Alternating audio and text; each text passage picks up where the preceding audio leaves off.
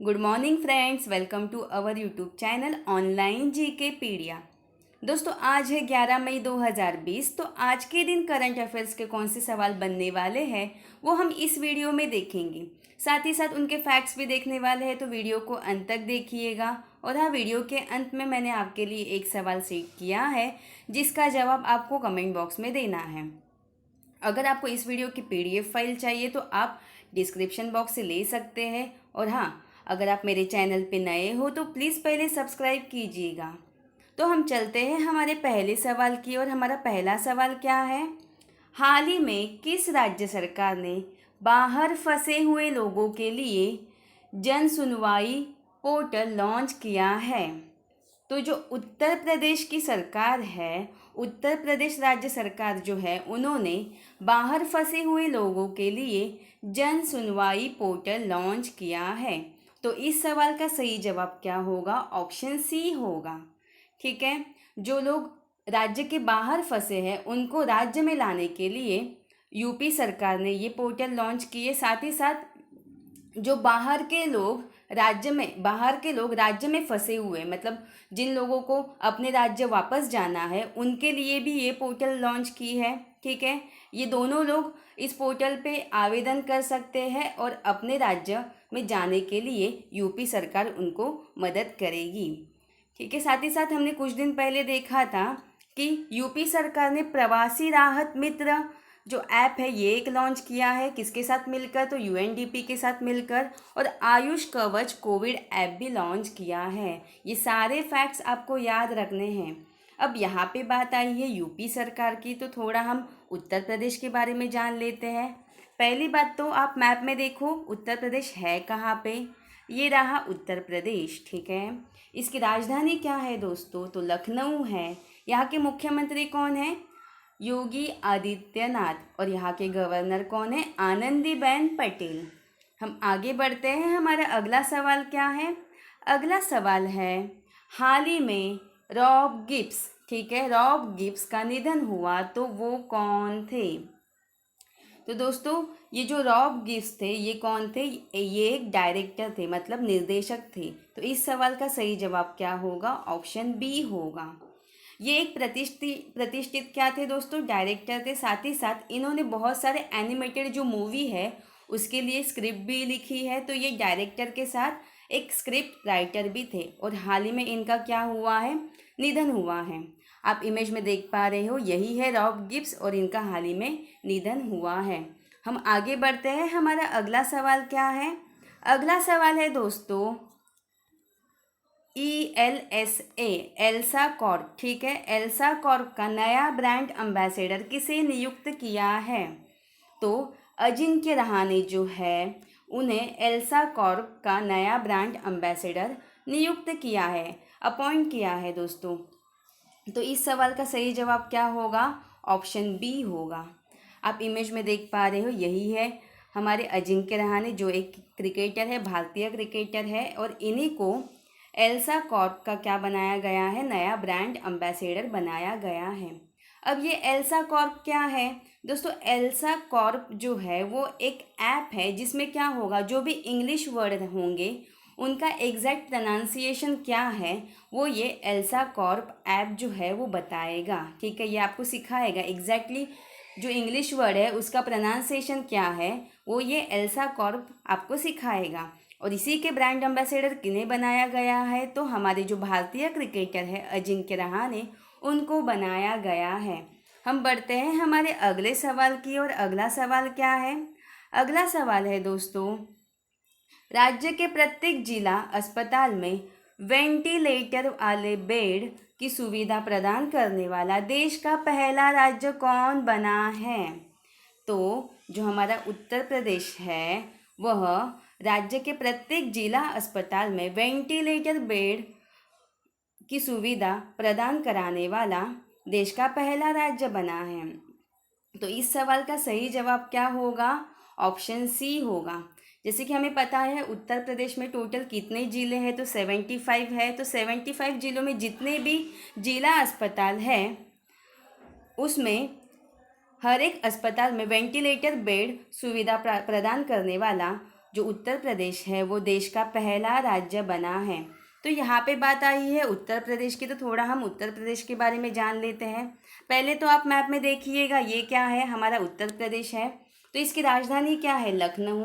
यहाँ के मुख्यमंत्री कौन है, योगी आदित्यनाथ। और यहाँ के गवर्नर कौन है, तो यहाँ की गवर्नर है आनंदीबेन पटेल। इतने सारे फैक्ट्स आपको याद रखने हैं। हम आगे बढ़ते हैं। हमारा अगला सवाल क्या है, अगला सवाल है दोस्तों, हाल ही में किसने धुलकर पुनः उपयोग किया जाने वाला मास्क विकसित किया है। तो जो आईआईटी दिल्ली है उसने धुलकर पुनः उपयोग किया जाने वाला मास्क विकसित किया है। तो इस सवाल का सही जवाब क्या होगा, ऑप्शन सी होगा, आईआईटी दिल्ली। दोस्तों आईआईटी दिल्ली का एक स्टार्टअप है जिसका नाम है नैनो साइंस सॉल्यूशन। क्या है दोस्तों, नैनो साइंस सॉल्यूशन। तो इसी स्टार्टअप ने जो धुलकर पुनः उपयोग किया जाने वाला नया मास्क विकसित किया है। ये जो मास्क है वो आप करीब 50 बार धोकर बार बार इसे यूज़ कर सकते हैं। तो इसका सही जवाब क्या होगा, आईआईटी दिल्ली। हम आगे बढ़ते हैं। हमारा अगला सवाल क्या है, अगला सवाल है दोस्तों, हाल ही में भारत का कौन सा राज्य अफ्रीकन स्वाइन फीवर से प्रभावित हुआ है। तो जो हमारा असम राज्य है, असम राज्य जो है वो अफ्रीकन स्वाइन फीवर से प्रभावित होने वाला भारत का राज्य है। ठीक है, तो इस सवाल का सही जवाब क्या होगा, ऑप्शन सी होगा, असम। दोस्तों कुछ दिन पहले असम में करीब 2500 2500 सूअर जो है उनकी मौत हुई है। और ऐसा पाया गया है कि ये जो सूअर है इनकी मौत किसके कारण हुई है, तो अफ्रीकन स्वाइन फीवर के कारण हुई है। ठीक है, तो यहाँ पे बात आई है असम की, तो थोड़ा हम असम के बारे में जान लेते हैं। पहले तो आप मैप में देखिएगा, आप इमेज में देख पा रहे हो, यहाँ पे है असम। ठीक है, तो इस असम की राजधानी क्या है, दिसपुर है। यहाँ के मुख्यमंत्री कौन है, सर्बानंद सोनोवाल। और यहाँ के गवर्नर कौन है, जगदीश मुखी। इतने सारे फैक्ट्स आपको याद रखने हैं। हम बढ़ते हैं हमारे अगले सवाल की ओर। अगला सवाल क्या है, अगला सवाल है दोस्तों, हाल ही में पाकिस्तानी वायुसेना में पायलट के रूप में नियुक्त होने वाले पहले हिंदू कौन बने हैं।